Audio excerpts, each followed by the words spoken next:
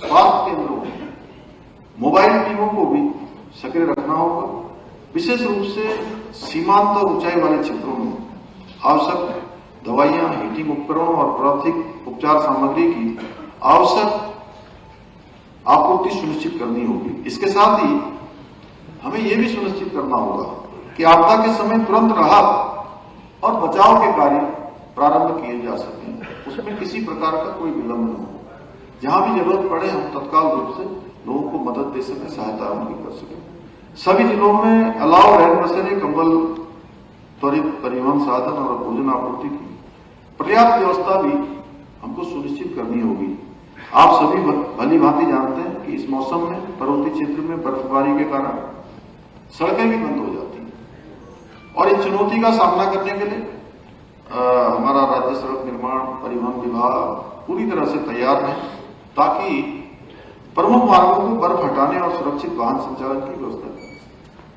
और जो क्षेत्र हमारे बीआरओ के पास है उनमें भी, क्योंकि हमारे मुझे बताया गया अभी सुमन जी कि हमारे सभी जिलाधिकारी भी अन्य अधिकारीगण भी आज सीधे वीडियो कॉन्फ्रेंसिंग के माध्यम से इस कार्यशाला से जुड़े हुए हैं, तो उनसे वो समन्वय करके जो भी एजेंसियां उन सड़कों के कामों को देखती हैं वो त्वरित रूप से उनको ठीक करने की व्यवस्था, यदि वहां हिमपात होता है तो हिमपात को साफ करने की व्यवस्था, वो सभी व्यवस्थाएं करें। इसके साथ ही आम जनता को यातायात संबंधी चेतावनी, सड़क बंद होने की सूचना और वैकल्पिक मार्गों के बारे में जागरूक करना भी हमारी प्राथमिकता होनी चाहिए।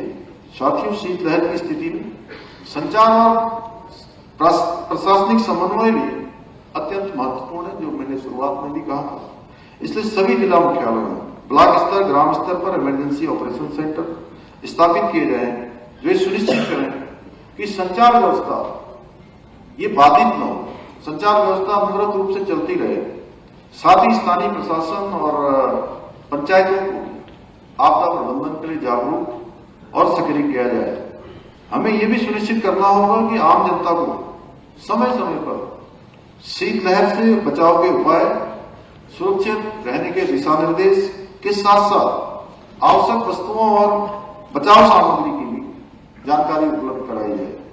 इसके लिए स्वास्थ्य जागरूकता संदेश, विशिष्ट हेल्पलाइन नंबर आदि की व्यवस्था भी की जा सकती है। एक सुझाव भी इस तरह का काम भी हम कर सकते हैं, क्योंकि जब नागरिक जागरूक और सतर्क होंगे तभी हमारी तैयारियां पूरी रूप से सफल हो सकेंगी।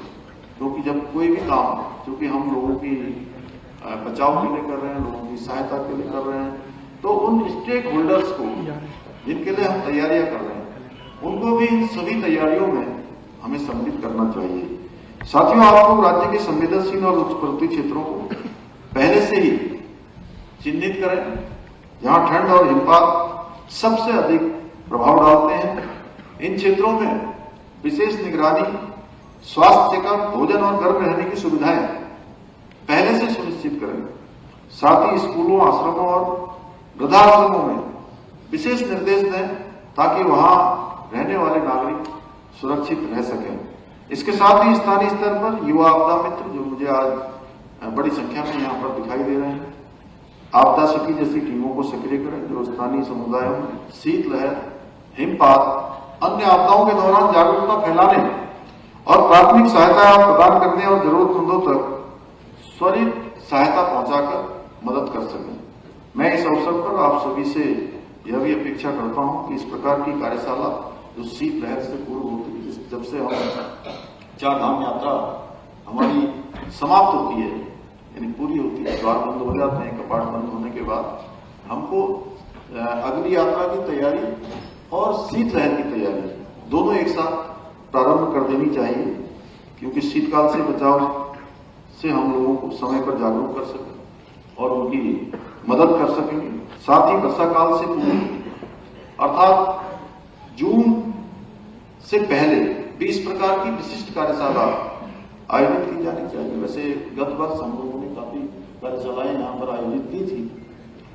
मुझे लगता है कि ये दोनों हमारे कैलेंडर का हिस्सा होना चाहिए, ये हमारे कैलेंडर में आ जाना चाहिए, जो वर्षा काल में होने वाली आपदाओं से बचाने के लिए भी प्रोएक्टिव मैकेनिज्म को तैयार कर सकेंगे।